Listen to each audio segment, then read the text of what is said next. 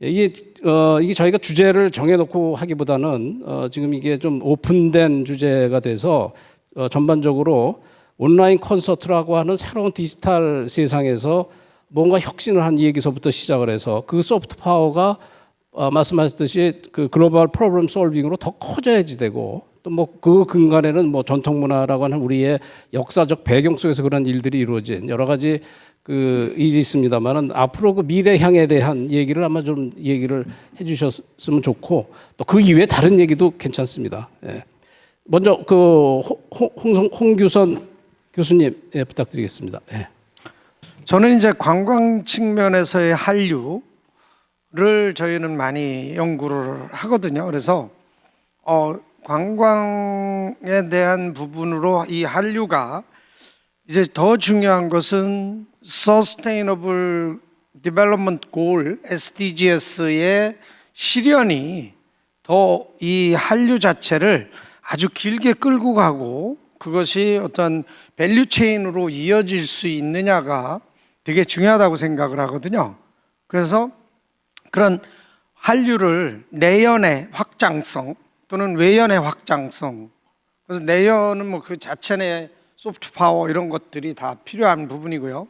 저는 이제 한류가 K-팝, K-드라마, K-뷰티 뭐 이렇게 다양하게 지금 진행이 되어 있는데 그 부분에서 좀 더 확정성을 갖고 K-캠핑이나 이런 것까지도 더 우리가 이 한류를 더 많은 소재들을 많이 발굴을 해서 그 부분이 우리나라 어떤 경제 발전과 국민의 삶의 질의 향상 모든 것들과 저는 연계돼서 그런 것이 연동돼서 Greater Korea, 한국, 위대한 한국을 만들어 가는데 어떤 그런 기초 초석이 됐으면 하는 생각이어서 저는 이제 그런 부분에 대한 것을 이런 관광 측면에서의 그런 부분을 저는 좀 강조를 드리고 싶습니다. 그래서 그것이 단순히 소프트 파워만 가지고 또는 뭐 이런 것만 뿐만이 아니고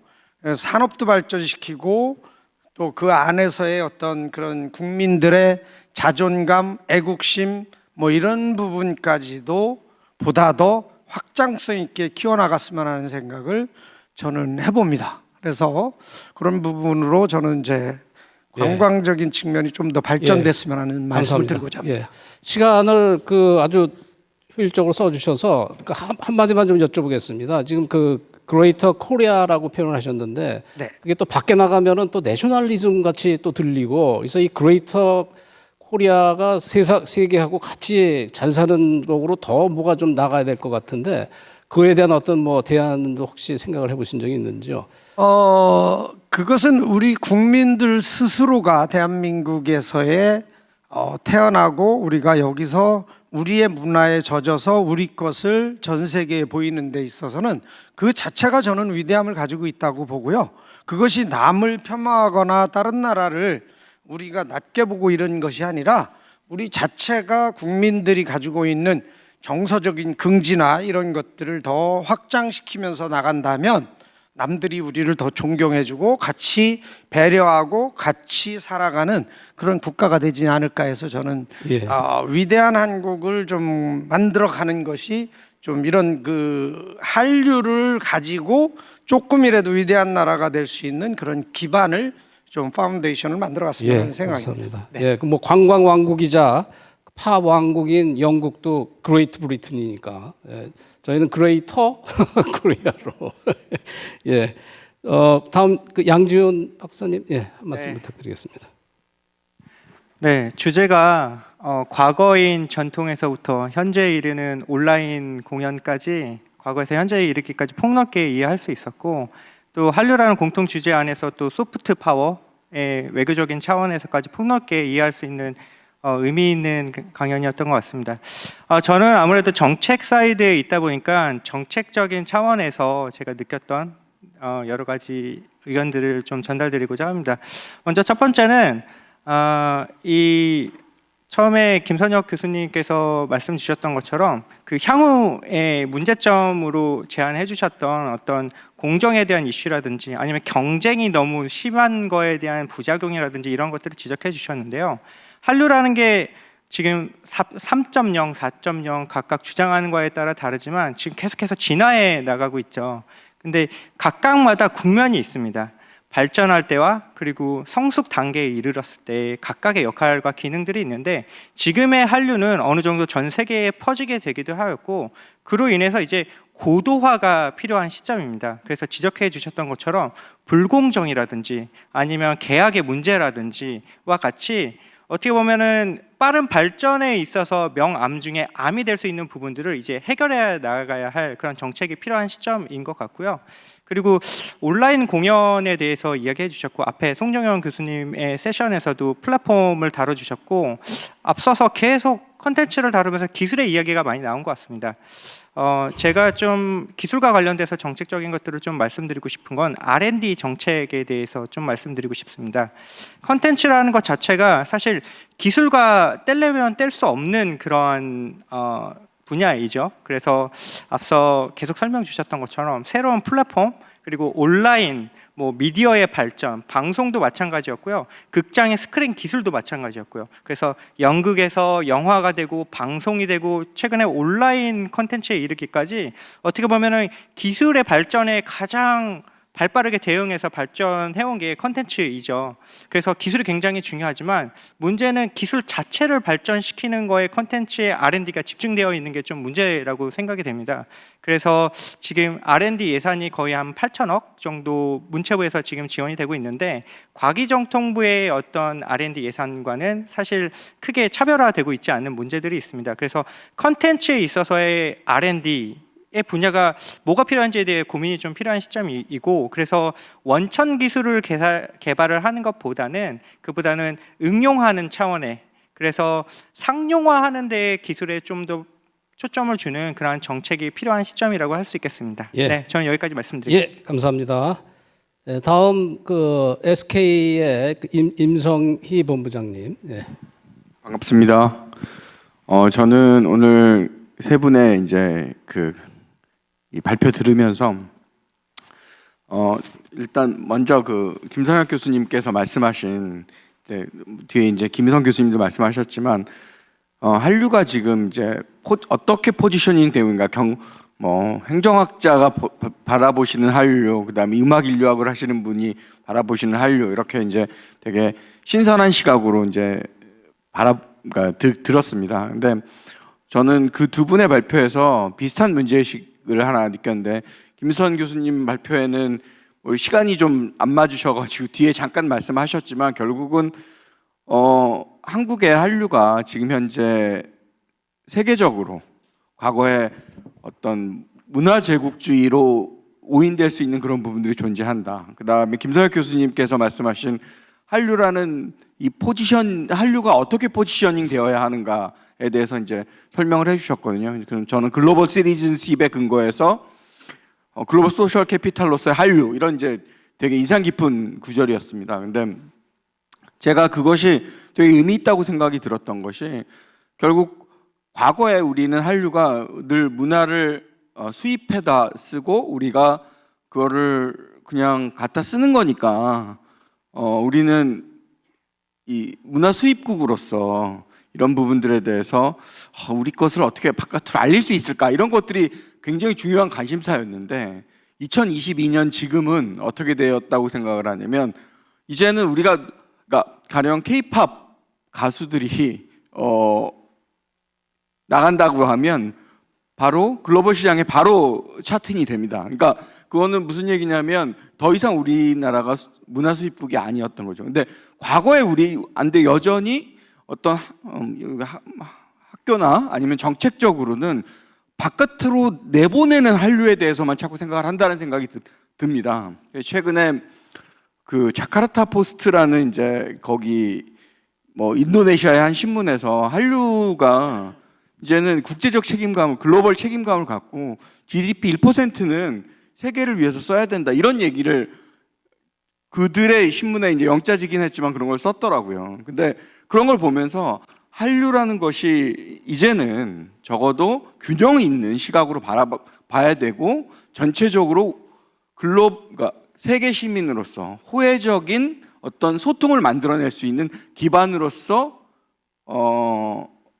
자리매김되어야 한다. 이게 아마 두 분 선생님의 발표에서 저는 되게 인상 깊었고 저 역시도 그렇게 돼야 된다라고 생각을 하고 거기에 글로벌 소셜 캐피탈이라는 개념 그런 문제의식 이런 것들은 굉장히 우리 많은 분들이 같이 공유해야 하고 앞으로 그런 부분에서 좀 더 계속 발전시켜 나가야 한다라는 생각이 들었고요. 그 다음에 박찬욱 박사님의 그 온라인 콘서트 제가 되게 관심 많고 제가 이 자리에 와서 이렇게 같이 토론할 수 있게 된 결정적인 계기도 제가 아이리버라는 회사에서 그 뭐 팬덤 플랫폼도 만들어보고 이제 뭐 응원봉도 만들어보고 어쨌든 그런 것들을 해보면서 이제 한류에 대해서 관심 갖게 돼서 이 자리까지 올 수 있었던 것 같은데요. 근데 결국 핵심은 온라인 콘서트라는 것을 어떻게 우리가 그러니까 그런 컨셉 자체가 없었기 때문에 이걸 어떻게 분석을 해야 될 것인가라는 세 가지 프레임워크를 그러니까 세 가지 관점을 딱 정해 주셨는데 되게 인상적이었습니다. 첫 번째가 기술. 어떻게 하면 직접 가서 보는 것만큼의 보완적으로 뭔가를 느끼게 해줄 수 있는 기술을 써야 되는 거고 두 번째로는 기획 관점에서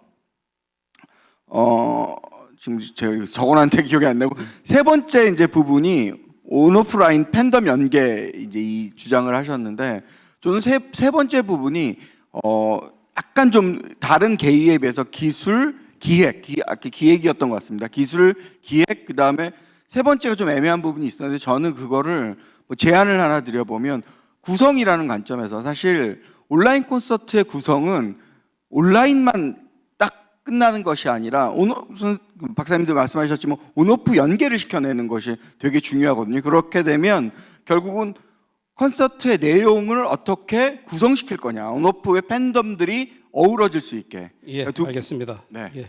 예, 그래서 감사합니다. 예. 그런 부분에 인상적이었습니다. 네, 감사합니다. 예, 감사합니다. 예, 다음 끝으로 박문구 KPMG에서 그러니까 저희 이 세션이 그 문화부에서 주로 이제 오거나이즈한 세션이 돼서 네. 아마 이 한류 미래나 정책에 꼭 필요한 분들을 모셨을 텐데 예, KPMG 회계 좀 아니신가요? 네. 예. KPMG는 뭐 회계는 아니고 예. 그 회계도 있고 뭐 여러 가지 있습니다. 그것도 한번 좀 말씀 좀 해주시죠. 예. 저는 KPMG에 있는데 그 KPMG는 뭐 찾아보시면 좀 나오겠지만 지금 하고 있는 일은 스마트 X 일을 하고 있습니다. 스마트 시티, 스마트 제조, 농업 그리고 문체부와 같이 연결된 거는 KDI를 통해서 같이 연결됐는데 어떻게 하면은 그 경제 생태계를 만들 거냐 그리고 그 엑스포넨셜한 그 이코노믹 그로스의 이펙트를 어떻게 측정할 거고 만들 거냐인데 이렇습니다. 저는 요즘 오늘 아침에도 코엑스에서 세미나를 하고 왔는데 제조업이 갖고 있는 비저블한 밸류체인과 컨텐츠 산업이 갖고 있는 촬영 감독, 조명 감독, 패션 디자이너, 안무가, 시나리오 작가, 로케이션 하시는 분 뭐 이런 분들이 갖고 있는 밸류체인이 꼭 달라야 되나?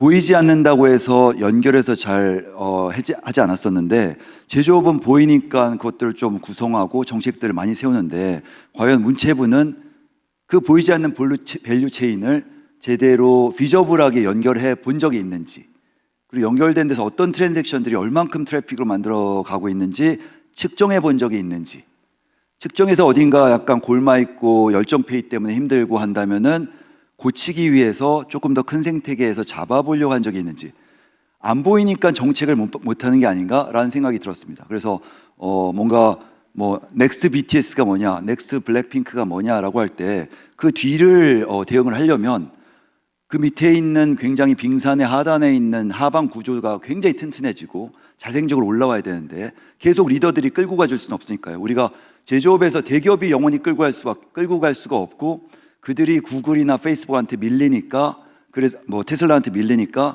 지금 다른 여러 가지 디지털 대전환을 얘기하고 있잖아요. 사실 지금 엄청나게 빛나고 있고 반도체만큼 더 올라갈 것 같은 이 컨텐츠 산업이 한류가 그 지속 가능성을 가지려면은 우리는 그 하방 구조에 많이 집중해야 되는 게 아니냐라는 생각을 가지고 있습니다. 그래서 그런 관점에서 세 분의 그 뭔가 말씀하시는 것들 살짝 트위스트하고 뭔가 너무나도 좋은 비빔밥을 만드셨는데 그 위에 그 참기름 내지는 조금 올리브유 섞는다는 느낌으로 말씀드린다면 박찬욱 교수님께서 말씀하셨던 그 세 가지 테크놀로지와 퍼포먼스 플랜과 팬덤 매니지먼트에 대한 그 그리드들이 뭔가 아래쪽에 밸류 체인에 대한 튼튼하게 만들기 위한 KPI도 좀 같이 붙어야 되는 게 아니냐. 만약에 그렇게 만드신 것들 보면은 공연장에서 일어나는 것들에 대한 어떤 KPI나 측정은 나올 수 있을지 몰라도 그 아랫단에서 쭉 내려가서 아까 말씀드렸던 촬영 감독, 시나리오 작가 뭐 그 굉장히 위에서부터 아래까지 있는 여러 가지 깊은 10단계까지 내려가는 밸류 체인, 프로덕션 체계 이런 부분들에 대해서는 우리가 어떤 측정을 해야 될까?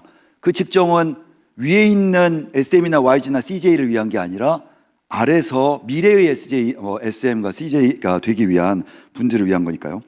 그 다음 두 번째, 김선혁 교수님께서 말씀하셨던 거는 이제 너무 국뽕에 젖지 말자. 정말로 이게 지속 가능성 하려면은 한국을 강조하기보다는 코스모폴리탄적으로 조금 더 섞어서 가는 느낌들로 가야 그래야 이게 더 커지지 않겠느냐. 맞는 말씀이시고 그런 측면에서 제 생각에는 우리가 과연 해외문화 홍보관 같은 데서 홍보를 할 때 갓, 이날치, 한옥 그리고 뭐 부채춤만 홍보해야 되는 것인가. K-팝 좀도 들어가 있지만 우리의 정말로 잘했던 제조 인프라를 해외 홍보해서 K의 컬처로서 녹여서 할 수 없나? 이날치에 대해서는 판소리와 밴드를 섞었다고 박수치면서 한류와 제조, 한류와 인프라, 한류와 의료 팬데믹에 대한 의료 보건 시스템의 연결 이런 부분들을 좀 섞어가면은 굉장히 컨텐츠가 늘어나는 게 아닌가. 그렇다면은 곧 군대로 들어가게 될 BTS가 국뽕으로 치면 국방 뉴스에 나와서 이제 뭐 여러 가지 이상한 다큐멘터리를 찍을 텐데 그대로 두기보다는 차라리 라이언 일병 부하기라든지 아니면 미드웨이라든지 진주만이라든지 죄송합니다.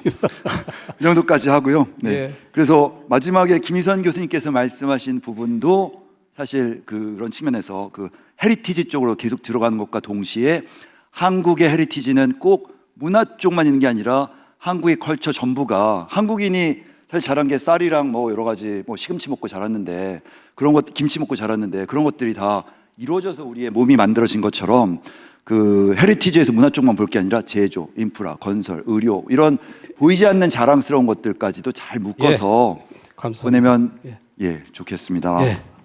충분히 이해했습니다. 좋은 말씀 감사드리고요. 이런 걸 요즘 KPMG도 하고 있습니다. 예, 아주 시적절한 일을 하고 계시고 문화부에서도 참 일을 잘하고 계시네요. 이렇게 필요성을 정확하게 인지를 하고 계시고 반도체 콘텐츠 산업을 이제 비슷한 수준으로 뭐 질적 양적 합쳐서 비슷한 수준으로 말씀하셨습니다만은 그렇게 되기 위해서라도 이런 콘텐츠의 다양한 측면들을 저희가 좀 열린 마음으로 좀 이해를 할 필요가 있지 않나 싶습니다. 예. 네 분 토론 감사드리고요. 세 분 발표자 중에 뭐 굳이 다 하실 필요는 없고, 근데 하시겠다면 한 2분 드리겠습니다만은 제 시간을 전략해 주신 우리 김선혁 교수님 좀 한 말씀 부탁드릴까요? 한류가 성공한 이유는 제가 보기에는 이게 우리 경험적인 역사적인 경험의 총체가 너무나 풍부하고 그다음에 수출 지향적인 산업화 성공해서 그 모델에 굉장히 익숙하고요. 그다음에 이제 세계화나 그다음에 정보화에 이제 등을 탄 그런 것도 있는 것 같은데요. 근데 제가 강조하고 싶은 거는 그만큼 우리가 이제 국제 사회에서 우리나라에 기대하는 그런 책무나 또 기대가 큽니다. 그래서 거기에 좀 부응하는 한류가 되었으면 하는 생각을 하고요. 오늘 여러 선생님들 말씀하신 건 뭐 경제적인 가치라든지 산업적인 가치가 중요하지 않다는 건 아니고 저는 서로 분업을 하면 좋을 것 같아요. 그러니까 이제 물이 잘 나오도록 우리가 지금 좋은 물이 나왔잖아요. 한류라는 좋은 물이 나와서 그걸로 뭐 사이다도 만들고 뭐 주스도 만들고 뭐 여러 가지 만들고 있는데 그건 이제 파생적인 부분이고 그러나 운물 관리도 잘해야 되고요. 그 좋은 물이 계속 나올 수 있도록 그래서 인프라가 중요한 것 같고요.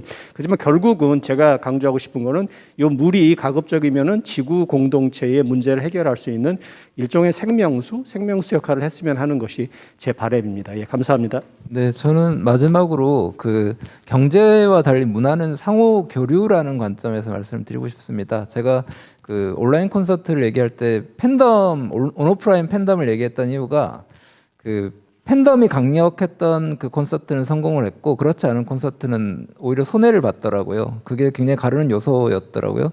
그 K-팝을 소비하는 소비자의 90%가 해외에 있습니다. 오전 세션 데이터로 보기도 했었고요.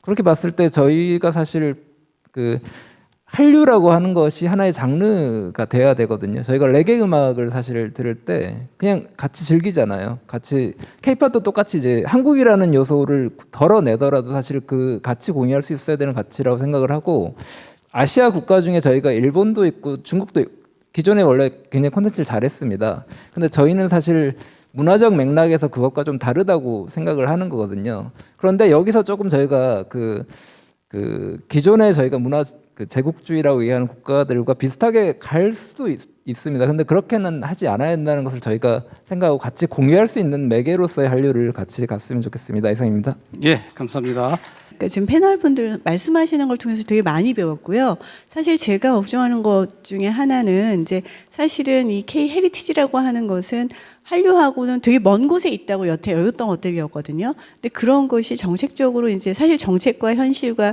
이 산업은 매우 다른 것인데 그것에 대해서 그야말로 이제 전통의 가치라든지 그다음에 그것이 갖고 인본적인 가치라든지 이런 것에 대해서 한류가 아까 교수님 말씀하셨던 그런 글로벌한 책임감을 갖고 간다는 거 저는 그게 되게 중요하다고 생각하고 이제 물론 저는 한국 문화나 유산을 되게 중요하고 그 분야에서 일을 하는 사람으로서 그런 것들이 국가적인 뭐 이렇게 지원을 받는 것은 매우 중요하다고 또 생각을 하지만 그럼에도 불구하고 이제 그동안에 예를 들면 무슨 세계화, 아리랑 세계화, 무슨 세계화 하면서 상당히 이제 그런 거품과 그다음에 어떤 문화적인 약간 국뽕 같은 그런 것들은 이제 이번에는 극복해야 된다는 것이 사실 저희 생각인데 아까 선생님 말씀하신 것처럼 우리가 겪어왔던 그 근현대의 모든 일들이 사실 우리에게는 너무나 소중한 문화유산이기 때문에 말씀하신 대로 우리가 가지고 있는 또 다른 어떤 장점들이 있는지를 좀 더 살펴봐야 되겠다는 생각도 하게 됐습니다. 감사합니다. 예, 고맙습니다.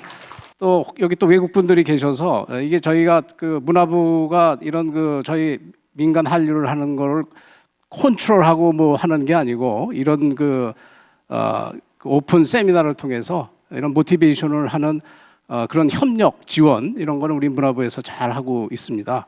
그래서 그런 의미에서 한류는 그 우리나라가 민간 주도로 계속 발전할 수 있을 것 같고요. 오늘 그 여러 가지 좋은 제안과 인사이트 주신 발표 토론자 여러분께 감사드리면서 이 세션을 마치겠습니다. 감사합니다.